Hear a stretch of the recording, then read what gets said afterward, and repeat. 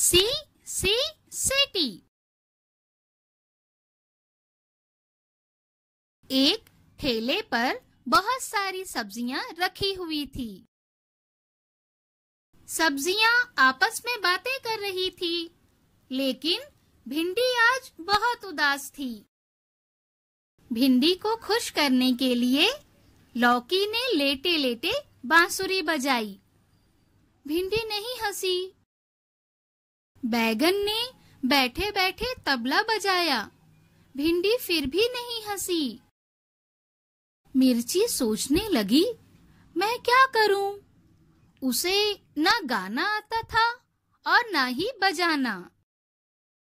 मिर्ची सी सी करके सीटी बजाने लगी। मिर्ची की सीटी सुनते ही भिंडी हंस पड़ी।